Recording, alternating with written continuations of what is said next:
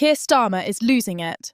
And this time, it's not just a slip of the mask, it's a full-blown meltdown that has Westminster in hushed chaos behind closed doors. Just moments ago, in a move so shocking it left Labour strategists staring blankly at flickering poll trackers, King Charles handed Nigel Farage the kind of symbolic clout no one in Labour's wildest nightmares ever saw coming.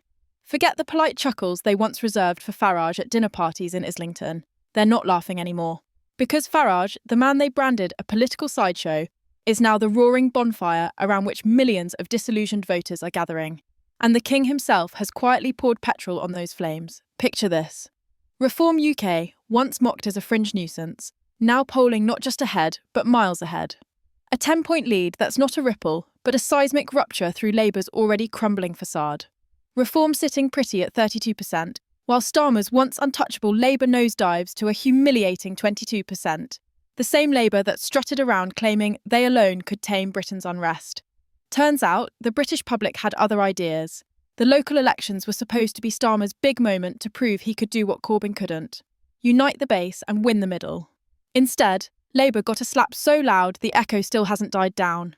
Once devoted voters turned up, looked at Starmer's bland centrism, and whispered the one word every career politician fears: fraud. And while Starmer was flailing around press briefings, mumbling empty lines about moving forward together, King Charles, ever the quiet chessmaster, was busy rewriting the board entirely. Hidden beneath the usual royal headlines of family spats and whispered health scares, the monarch was pulling levers the public rarely sees. Word has now slipped that in his upcoming historic visit to Canada, the King plans to deliver an address that could reset Britain's image abroad.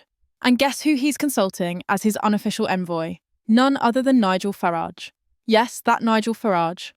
The same man Starmer once dismissed as a political punchline is now being invited behind palace doors to whisper strategy into the King's ear. Insiders say Charles sees Farage as more than just a populist agitator. He sees him as a keeper of something real, something millions fear they've already lost: sovereignty, identity, backbone.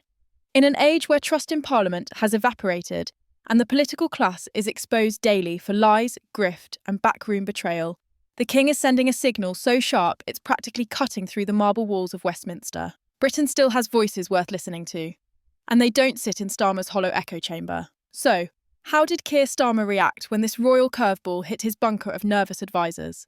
Reports say he erupted. Phones slammed down, furious messages flying across encrypted chats, the Labour war room devolving into finger-pointing chaos. This wasn't just an awkward snub. It was the monarchy itself lifting Farage out of the fringe label forever. And with that single move, Charles cracked open a door the establishment has spent decades trying to bolt shut. Don't think for a second this is just harmless symbolism either. The monarchy may be ceremonial on paper, but when the King so much as nods towards someone, the entire country takes note. Royal invites aren't polite tea parties. They're signals of legitimacy, a soft power endorsement that's impossible to buy. The King's subtle blessing is worth more than 1,000 viral slogans or party pamphlets. It lingers in the national psyche, a reminder that the old order might not be as in control as it pretends. And the meltdown isn't confined to Starmer's private outbursts. Just look at Shadow Home Secretary Chris Philp's now infamous implosion on GB News. In an interview that should have been a routine exercise in damage control, Philp got cornered by Camilla Tominey, who dared to ask the question Labour can't stand.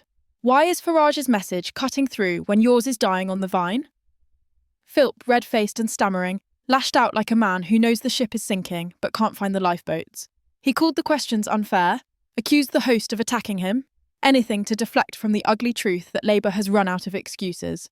It gets better, or worse if you're sitting in Starmer's chair, because Reform's surge isn't some flash in the pan.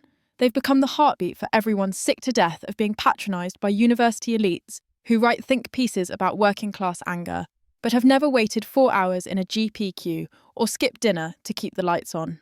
Farage's plain talk about border control, national pride, and putting Britain first is resonating with people who don't care for polite Westminster jargon. They want results, not lectures.